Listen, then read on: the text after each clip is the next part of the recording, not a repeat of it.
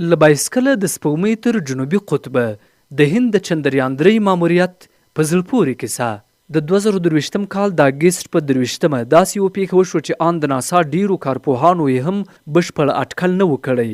هند سپوږمۍ ته یوه فضايي بیړۍ ښکته کړه، خو یوازې سپوږمۍ ته نه بلکې د سپوږمۍ جنوبي قطب ته، هغه سیمه چې دومره سړه، تیاره او له تخنیکي پلوه ستونزمنه ده چې د نړۍ هیڅ بل هیواد تر دې مخکې هلته د ښکته کېدو هڅه نه وه کړې. نه امریکا، نه روسیې او نه هم چین.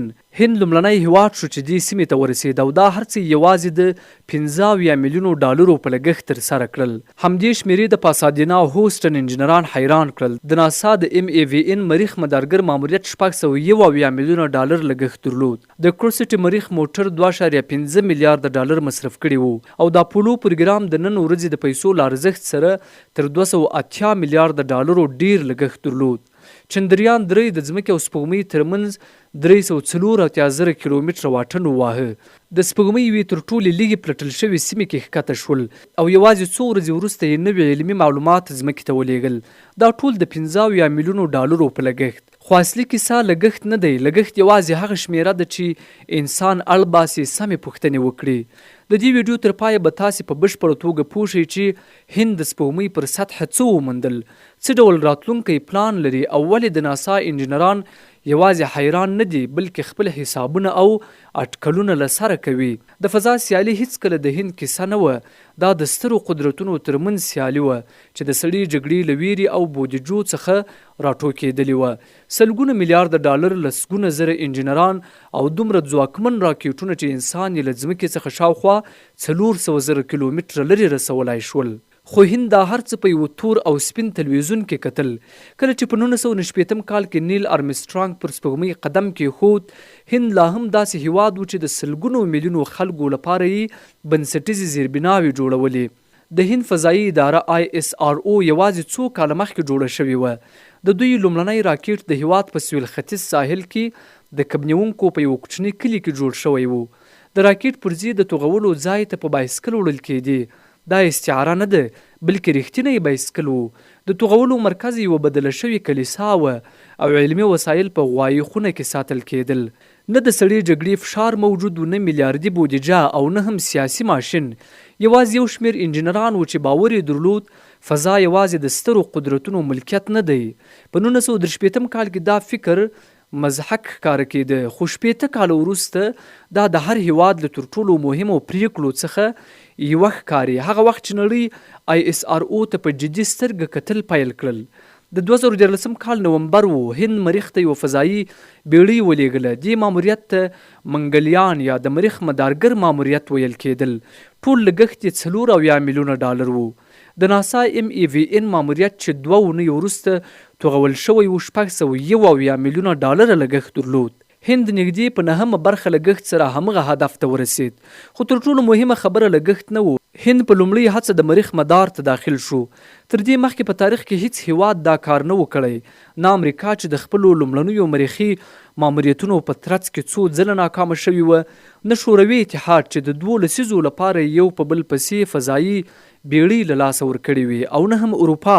هند یوه فضايي بیړۍ 400 میلیونه کیلومتره لرې واستوله. 10 میاشتې انتظار وکړ، بیا یې دقیق انجن فعال کړ او په لومړۍ هڅه بریالی شو. په بنګلور کې انجینرانو د کنټرول خونې دننه په ښکاره ژړل. په نورو فضايي ادارو کې انجینرانو داسې پوښتنې پیل کړې چې اسانه ځوابونه یې نه درلودل. څنګه یو مریخي ماموریت یوازې په 4 میلیونو ډالرو جوړېدای شي؟ ځواب کومه جادوګري نه وه بلکې یوه فلسفه وه. همدا فلسفه د هند د ټولو فضايي لاسته راوړنو بنسټ وګرځېد. د ناسا انجینران روزل کېږي چې نامعلوم حالتونه له منځه یوسي. هره پرزه تر وروستي حده ازمویل کېږي.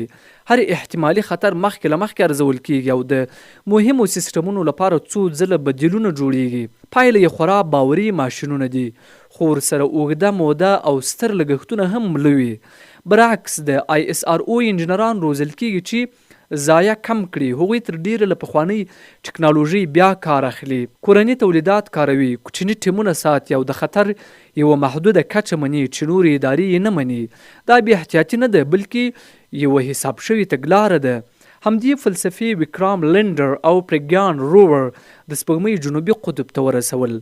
پراګیان چې نوم یې په سانسکریت ژبه کې حکمت معنا لري له ښکته کېدو وروسته سمدستي حرکت پیل کړل. د هغه وسایل په بیلابیلو ځایونو کې د سپوږمۍ خاوره وڅېړله. څو ورځې وروسته معلومات بنګلور ته ورسېدل. سلفر ګوګیر د سپوږمۍ په جنوبي قطب کې په یقیني ډول وموندل شول.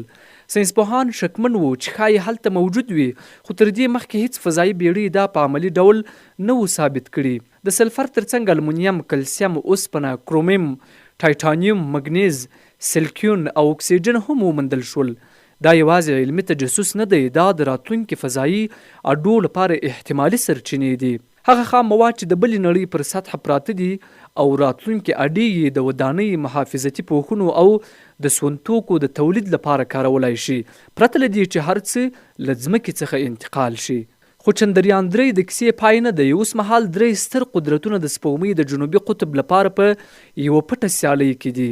د ناسا ارټمیس پروګرام، د چینچانګ ای پروګرام او هند. جنوبي قطب یوازې یو سمبولیک هدف نه دی، هلته د اوبو یخ شته. دا اوبه په اکسیجن او هایدروجن بدلیدای شي. اکسیجن د فضانوردانو د تنفس لپاره او هایدروجن د راکټونو د سونتوکو لپاره کارول کیږي. د سپوږمۍ په جنوبي قطب کې دایمي اډه یوازې یوه اډه نه ده، دا د سونتوکو زیرمتون، د راتلونکو ماموریتونو د پیل مرکز او یوه ستره ستراتیژي ده. د نورو علمي او معلوماتي ویډیوګانو د کتلو په موخه خان میډیا یوټیوب چینل در سره سبسکرایب کړئ.